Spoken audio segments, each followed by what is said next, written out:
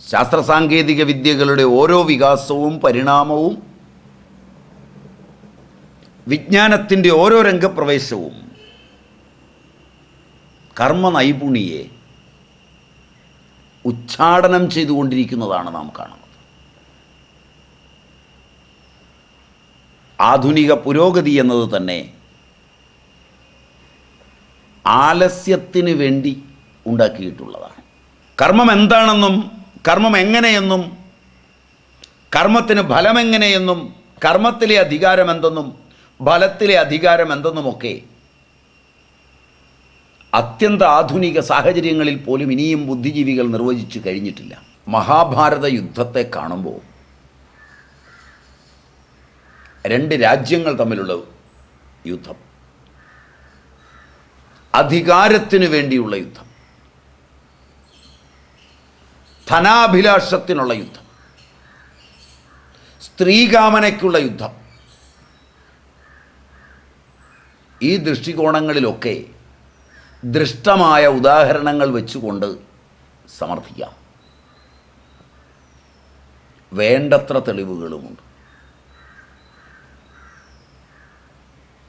പക്ഷെ അതിനെ മാറ്റിമറിക്കുന്നത് ഗീത എന്ന ദർശനമാണ്, ശ്രീകൃഷ്ണ വചനമാണ്.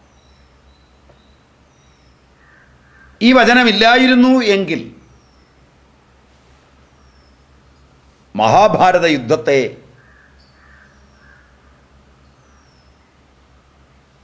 സകല യുദ്ധങ്ങളെയും അപഗ്രഥിക്കാൻ പോന്ന ഒരു ദർശനത്തിൻ്റെ പശ്ചാത്തലത്തിൽ നാം കാണുകയില്ലായിരുന്നു. മനോഹരമായൊരു ദർശനത്തിൻ്റെ പശ്ചാത്തലത്തിലേക്ക് യുദ്ധങ്ങളെ എല്ലാം വലിച്ചിഴയ്ക്കുവാൻ പോന്നതായിരുന്നു ശ്രീകൃഷ്ണൻ്റെ സാന്നിധ്യവും ഗീതോപദേശവും. ഗീതയുടെ 2-ാം അധ്യായം സാഖ്യയോഗമാണ്. സാഖ്യയോഗത്തിൽ 47-ാം ശ്ലോകം കർമ്മരഹസ്യം ഉൾക്കൊള്ളുന്നതാണ്. 4 സൂത്രങ്ങളാണ് വൈദികമായി ഭഗവത് വചനങ്ങളായി രംഗപ്രവേശം ചെയ്യും. ആധുനികർ പലപ്പോഴും ഈ രഹസ്യം മനസ്സിലാക്കാതെ പലതും പറയുന്നതാണ് കാണുന്നത്. ശാസ്ത്രത്തിൽ പദമൂന്നാൻ കഴിയാത്ത പല ആധുനിക വിജ്ഞാന ശാഖകളിൽ നിന്നും പലതും ഉദ്ധരിച്ച് ഭഗവത്ഗീതയെ മാനേജ്മെൻറ്റ് പ്രസ്ഥാനമായും മറ്റും വ്യാഖ്യാനിക്കുന്നവർ ആധുനികർക്ക് തെറ്റായ തലത്തിൽ ഭഗവത്ഗീതയിൽ അഭിനിവേശമുണ്ടാക്കുന്നു എന്നുകൂടി കാണാവുന്നതാണ്.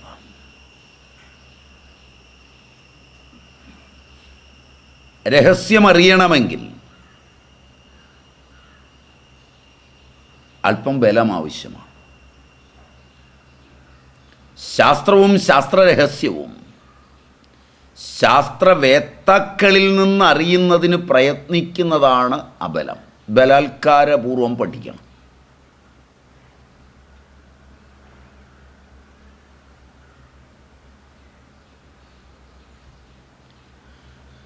ആ യത്നമുണ്ടായാൽ മാത്രമാണ്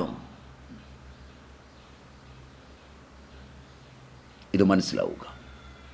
ധൂളീപാദമരുത് വിജ്ഞാനം ഭൗതിക തത്വത്തെ അധികം പ്രകാശിപ്പിക്കും.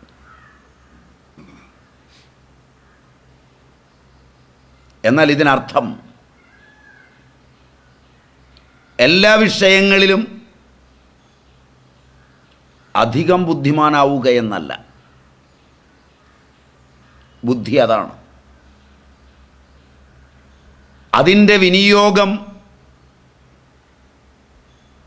വളരെ വിലക്ഷണമാണ്. ആ വിനിയോഗത്തിൽ അങ്ങേയറ്റം വിലക്ഷണതയുണ്ട്. ഭൗതിക തത്വങ്ങളിൽ പ്രഗതിയുടെ കാര്യമുണ്ട്. എന്നാൽ അധ്യാത്മത്തിൽ ശൂന്യത വരെയാണ് ഗതി. അധ്യാത്മമാർഗത്തിൽ ഇവിടെ പ്രഗതിക്ക് വേണ്ടി കർമ്മയോഗോപദേശം നടന്നുകൊണ്ടിരിക്കുന്നു.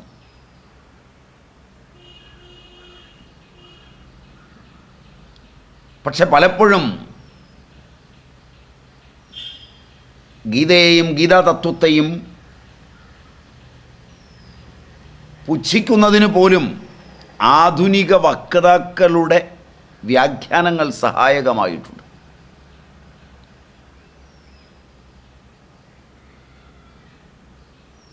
നമ്മുടെ ഓഫീസുകളിൽ ഓവർ ടൈമിൽ കർമ്മം ചെയ്യുന്നതിന് വേണ്ടി കർമ്മം മാറ്റിമറിക്കുന്നത് കാണാം.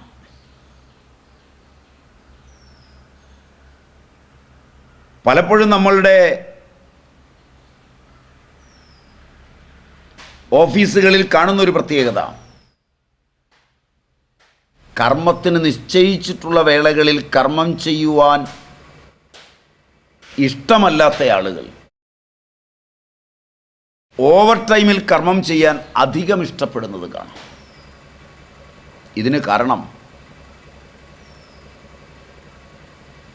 ശമ്പളം ഇരട്ടിയാണെന്നുള്ളതാണ്.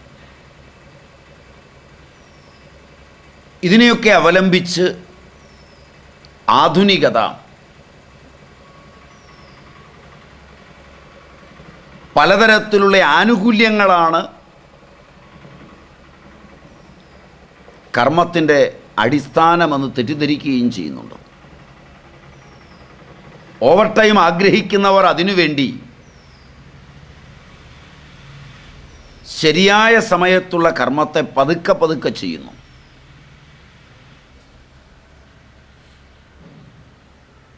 ഒരു കർമ്മത്തിൽ പഴയ കാലത്ത് ആളുകളെ ഏർപ്പെടുത്തിയാൽ എത്ര വേഗം ചെയ്തു തീർത്തൊഴിയാം എന്നായിരുന്നു അവർ ചിന്തിച്ചത്.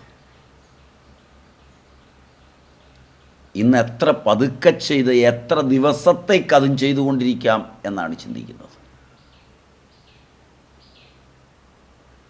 ആനുകൂല്യങ്ങളും സംഘടനകളും വിദ്യാഭ്യാസവും വർദ്ധിച്ചു വന്നിട്ട് സ്വാഭാവികത നഷ്ടമാവുകയാണ് ചെയ്തത് എന്ന് ഒറ്റ നോട്ടത്തിൽ ബോധ്യമാവും. ശാസ്ത്ര സാങ്കേതിക വിദ്യകളുടെ ഓരോ വികാസവും പരിണാമവും വിജ്ഞാനത്തിൻ്റെ ഓരോ രംഗപ്രവേശവും കർമ്മ നൈപുണിയെ ഉച്ചാടനം ചെയ്തുകൊണ്ടിരിക്കുന്നതാണ് നാം കാണുന്നത്. ആധുനിക പുരോഗതി എന്നത് തന്നെ ആലസ്യത്തിന് വേണ്ടി ഉണ്ടാക്കിയിട്ടുള്ളതാണ്. മനുഷ്യൻ്റെ സുഖമോ കർമ്മനൈരന്തര്യമോ ശാന്തിയോ ആരോഗ്യമോ ആധുനിക ശാസ്ത്രത്തിൻ്റെ ലക്ഷ്യമല്ല. കർമ്മങ്ങളെ പരമാവധി കുറയ്ക്കുക, ആലസ്യത്തെ അങ്ങേയറ്റം പ്രോത്സാഹിപ്പിക്കുക, അലസന്മാരെ കൊണ്ട് ലോകം നിറയ്ക്കുക, ആലസ്യത്തിൽ ആണ്ടിരിക്കുമ്പോൾ വികലങ്ങളായ ചിന്തകൾ കിടന്നൽകുക,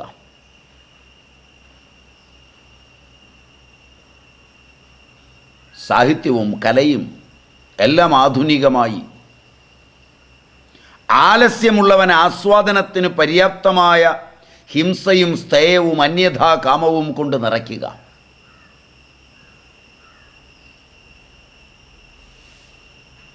ഫലമായുണ്ടാകുന്ന തെറ്റുകളും കുറ്റങ്ങളും മതങ്ങൾക്കും ജാതികൾക്കും രാഷ്ട്രീയത്തിനും വീതിച്ചു നൽകുക.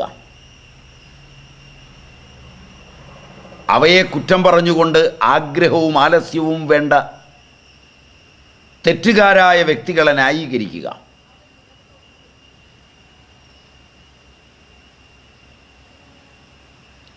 എല്ലാ തെറ്റുകളും ചെയ്യുമ്പോഴും വ്യക്തിപരമായി അവരെ നിലനിർത്തുവാനും വളർത്തുവാനും സഹായിക്കുവാനും ഒരുങ്ങുകയും അവരുടെ തെറ്റുകൾക്കും ദുഷ്ചെയ്തികൾക്കും അവരുൾപ്പെടുന്ന ജാതികളെ, മതങ്ങളെ, വർഗങ്ങളെ, വർണ്ണങ്ങളെ, രാഷ്ട്രീയത്തെയൊക്കെ നിറം നോക്കി അധിക്ഷേപിച്ച് അവർ നിലകൊള്ളുന്ന പ്രസ്ഥാനങ്ങളിൽ നിന്ന് അവർ മാറി വന്നാൽ ആ തെറ്റെല്ലാം അവർ നിലകൊണ്ട മാതൃപ്രസ്ഥാനങ്ങളുടേത് മാത്രമായി തീരുകയും അവർ തെറ്റില്ലാത്തവരായി ചിത്രീകരിക്കപ്പെടുകയും ചെയ്യുക. ഇത് ആധുനികൻ്റെ വിലക്ഷണ പ്രകൃതിയുടെ പ്രത്യേകതയായി മാറിക്കൊണ്ടിരിക്കുകയാണ്. ഇതിൻ്റെ മുഴുവൻ മൗലികത കർമ്മത്തിൽ അധിഷ്ഠിതമാണ്. കർമ്മത്തെക്കുറിച്ചുള്ള ശരിയായ ഒരു അവബോധം ജനതയ്ക്കില്ലെങ്കിൽ, മാതാപിതാക്കൾക്കില്ലെങ്കിൽ, കുട്ടികൾക്കില്ലെങ്കിൽ, ഭരണാധികാരികൾക്കില്ലെങ്കിൽ കുടുംബവും രാഷ്ട്രവും എല്ലാം അധപ്പതിക്കുമെന്നുള്ളത് തീർച്ചയാണ്. കർമ്മം എന്താണെന്നും കർമ്മം എങ്ങനെയെന്നും കർമ്മത്തിന് ഫലമെങ്ങനെയെന്നും കർമ്മത്തിലെ അധികാരം എന്തെന്നും ഫലത്തിലെ അധികാരം എന്തെന്നുമൊക്കെ അത്യന്ത ആധുനിക സാഹചര്യങ്ങളിൽ പോലും ഇനിയും ബുദ്ധിജീവികൾ നിർവചിച്ചു കഴിഞ്ഞിട്ടില്ല. മാനവ പുരോഗതിയുടെ ഉത്തുംഗമായ ആധുനിക പശ്ചാത്തലത്തിൽ വ്യാഖ്യാനിക്കാത്ത ഈ സത്യങ്ങളെ പ്രാചീനത വർണ്ണിച്ചിട്ടുണ്ടെന്ന് അറിഞ്ഞിട്ടും അതിനെ ഉൾക്കൊള്ളുവാനും വേണ്ടതുപോലെ പഠിക്കുവാനും വേണ്ടതുപോലെ പ്രചരിപ്പിക്കുവാനും നമുക്ക് കഴിയുന്നില്ല എന്നതാണ് ഗൗരവപൂർണമായ കാര്യം. ഇതിൻ്റെയെല്ലാം രംഗവേദിയായ ഭാരതം അതിൻ്റെ പൂർവകാല മഹിമയിൽ അത്യന്തഭാസുരമായി എഴുതിച്ചേർത്ത മനോഹരങ്ങളായ ഈ മൂല്യങ്ങൾ ലോകത്തെ കർമ്മരംഗത്തിന് അനുപേക്ഷണീയമായ മുതൽക്കൂട്ടാകുമെന്ന് അറിഞ്ഞിട്ടെങ്കിലും അതിനെ ഉൾക്കൊള്ളുവാൻ, നിലനിർത്തുവാൻ, വിശദമാക്കി ലോകത്തിന് നൽകുവാൻ നാം തയ്യാറാകുന്നില്ല എന്നതാണ് ശോചനീയം. ആധുനിക പഠിപ്പും അതിൻ്റെ പത്രാസവും വെച്ചുകൊണ്ട് നഷ്ടപ്രായമായ പല മതങ്ങളെയും സംസ്കാരങ്ങളെയും പോലെ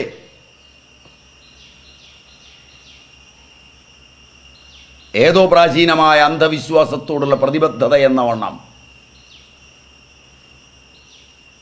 ഇതിനെയൊക്കെ തെറ്റായി വ്യാഖ്യാനിച്ച് നിലനിർത്തുവാനുള്ള ഒരു തത്രപ്പാടും സംഘടിത ശ്രമവും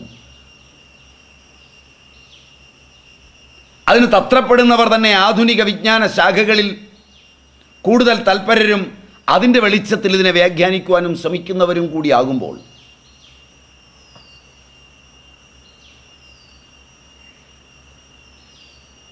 പരിണതപ്രജ്ഞരായ ജനങ്ങൾക്ക് ഇതിനോടുള്ള ആദരവ് കുറയുകയാണ് ചെയ്യുന്നത്. ഇത്തരുണത്തിലാണ് ധൂളിപാത മരുത്വിജ്ഞാനം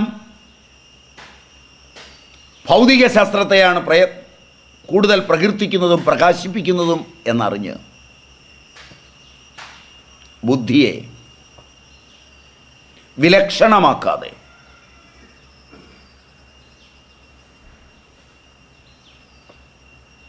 എല്ലാ വിഷയങ്ങളിലും അധികം ബുദ്ധിമാനാകുന്നതിനേക്കാൾ ബുദ്ധിയുടെ വിനിയോഗത്തിൽ ശ്രദ്ധിക്കുക. ആ വിനിയോഗത്തിലാണ് വിലക്ഷണത. ഭൗതിക തത്വങ്ങളിൽ പ്രഗതിയുടെ കാര്യമുണ്ട്. അധ്യാത്മശാസ്ത്രത്തിൽ ശൂന്യത വരെ എത്താം എന്നതാണ് ഗതി. അധ്യാത്മമാർഗത്തിൽ പ്രഗതിക്കു വേണ്ടി കർമ്മയോഗോപദേശം നടക്കുകയാണ്.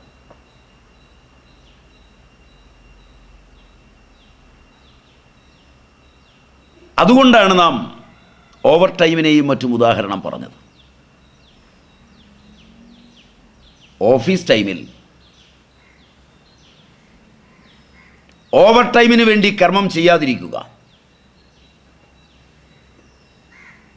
ഇതിൻ്റെയും മരുന്ന് ആധുനികരുടെ കയ്യിലില്ലേ? എല്ലാവരും അപ്രകാരം ചെയ്താൽ എന്താവും സ്ഥിതി? ഇവിടെയാണ് കർമ്മത്തിന് അധ്യാത്മ പ്രചോദിതമായൊരു മാർഗം അനിവാര്യമാവുന്നത്. സ്വതന്ത്രതാപൂർവം നിഷ്കാമകർമ്മമില്ല. ഫലം സ്യാത് എന്നല്ല,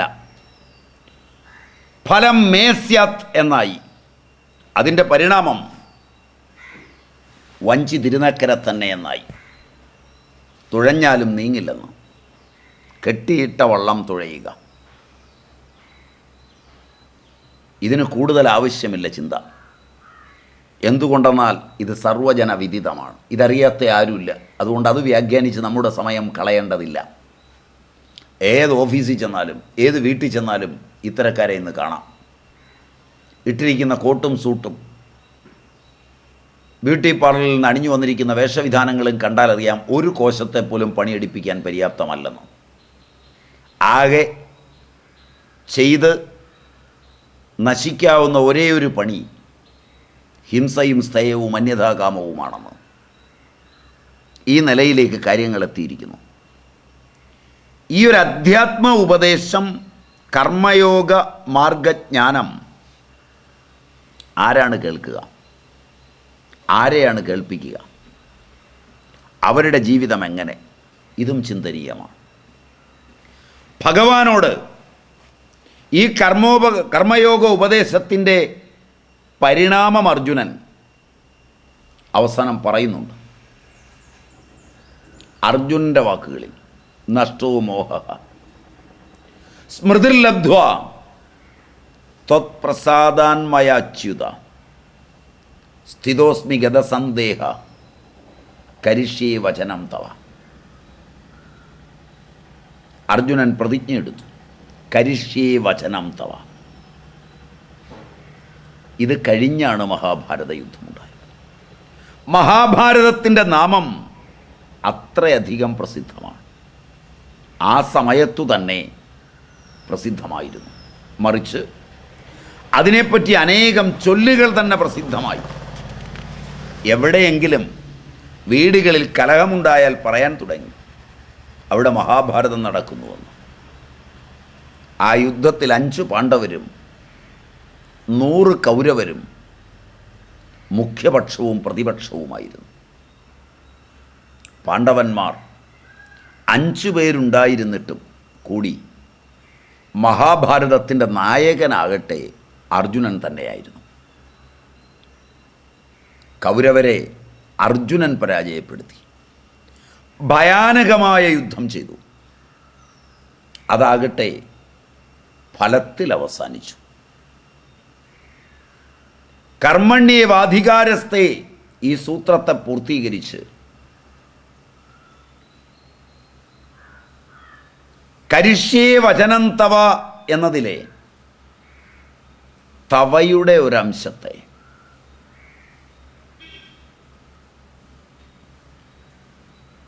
അങ്ങയുടെ വാക്കിനെ അംശത്തെ പൂർണ്ണമാക്കി. രണ്ടാമത്തെ അംശമാണ് മാ ഫലേഷു. ജീവിച്ചിരിക്കുന്നത് അർജുനനാണ്. എന്നാൽ താൻ രാജാവാകുക എന്നതിൽ എത്തിയിരുന്നു എങ്കിൽ പരിണാമം വേറൊന്നാകുമായിരുന്നു. ഈ യുദ്ധം കഴിഞ്ഞ് സർവ ആദരണീയനായ അർജുനൻ തന്നെയാണ് ചക്രവർത്തിയായിരുന്നത് എങ്കിൽ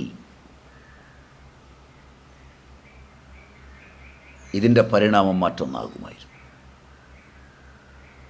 എന്നിട്ടും അമ്മാതിരി ഒരു കൽപ്പനയും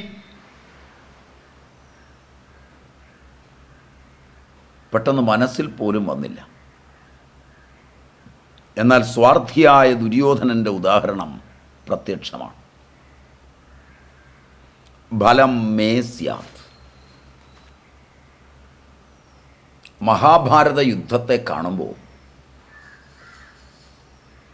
രണ്ട് രാജ്യങ്ങൾ തമ്മിലുള്ള യുദ്ധം, അധികാരത്തിനു വേണ്ടിയുള്ള യുദ്ധം, ധനാഭിലാഷത്തിനുള്ള യുദ്ധം, സ്ത്രീകാമനയ്ക്കുള്ള യുദ്ധം, ഈ ദൃഷ്ടികോണങ്ങളിലൊക്കെ ദൃഷ്ടമായ ഉദാഹരണങ്ങൾ വെച്ചുകൊണ്ട് സമർത്ഥിക്കാം. വേണ്ടത്ര തെളിവുകളുമുണ്ട്. പക്ഷെ അതിനെ മാറ്റിമറിക്കുന്നത് ഗീത എന്ന ദർശനമാണ്, ശ്രീകൃഷ്ണ വചനമാണ്. ഈ വചനമില്ലായിരുന്നു എങ്കിൽ മഹാഭാരത യുദ്ധത്തെ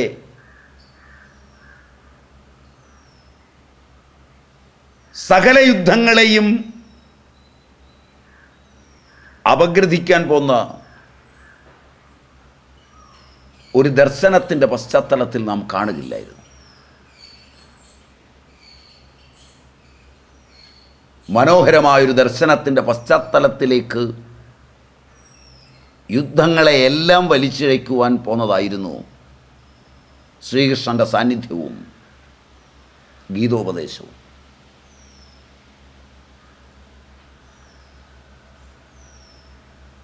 യുദ്ധങ്ങളുടെ എല്ലാം ആവിർഭാവങ്ങളിൽ കർമ്മരഹസ്യം ഒളിഞ്ഞിരിപ്പുണ്ട്.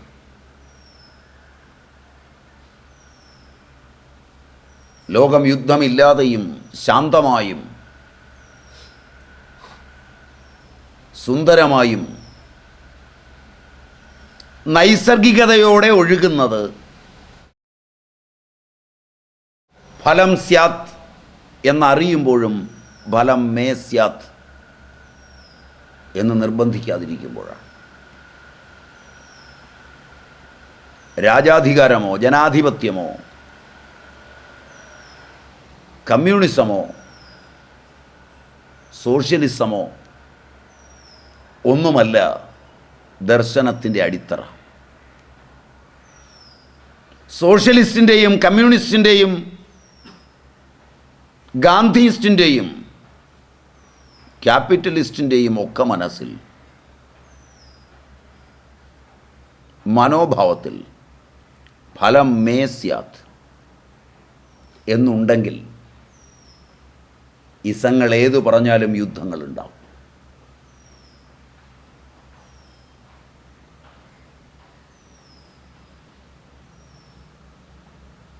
നൂറുകണക്കിന് ആളുകളെ കൊല്ലുകയും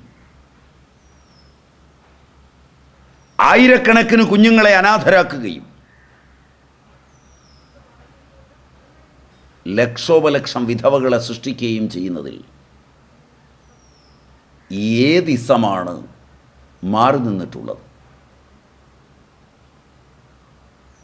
എല്ലാ ഇസത്തിലെയും വ്യക്തികളുടെ ചരിത്രമെടുത്ത് പഠിച്ചാൽ അതിലെല്ലാം ഫലം സ്യാത് എന്നറിഞ്ഞിട്ടും ഫലം മേ സ്യാത് എന്ന് വിചാരിക്കാത്ത ഉത്തമന്മാർ വളരെയുണ്ടെന്ന് കാണാം. അവരുടെ ചരിത്രം അറിയാതെ കടന്നു പോവുകയും ആ കാലം ആ ഇസത്തിൻ്റെ സുവർണകാലമായിരിക്കുകയും ചെയ്യും.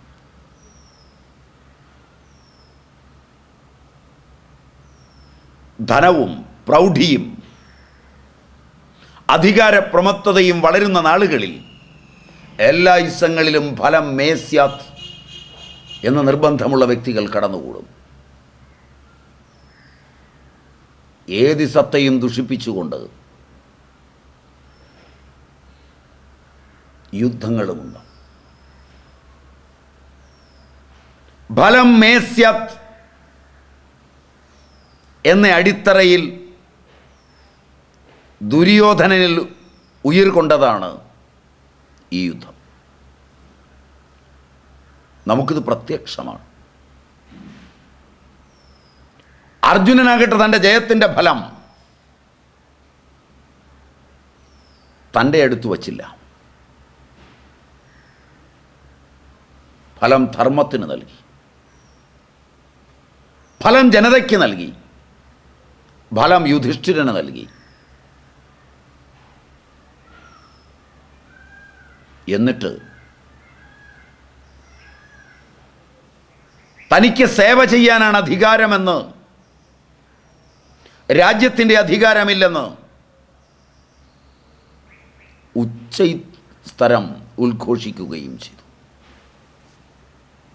ഞാൻ ഈ രാജ്യത്തിൻ്റെ അധികാരിയല്ല, അധികാരം എനിക്ക് രാജ്യത്തിലല്ല എന്ന അർജുനൻ്റെ പ്രഘോഷണമാണ് ശ്രീകൃഷ്ണൻ്റെ ഈ കർമ്മണ്യേവാധികാരസ്ഥേ മാ ഫലേഷു കഥാചന എന്ന സൂത്രത്തിൻ്റെ പ്രകടമായ ഉദാഹരണം. ഇതുവഴി മാനവൻ്റെ മനസ്സിനെ ഫലം സ്യാത്, ഫലം ന മേ സ്യാത്, ഫലം എനിക്ക് വേണ്ട എന്നതിലേക്ക് കൊണ്ടുപോകാൻ ശ്രമിക്കുകയും തൻ്റെ ജീവിതം തന്നെ അതിനുദാഹരണമായി കാണിക്കുകയും ചെയ്ത ഭഗവാൻ ശ്രീകൃഷ്ണ പരമാത്മാവിൻ്റെ പാദരേണുക്കളിൽ ഭക്തിപ്രശ്രയപൂർവം നമുക്ക് പ്രണമിക്കാം.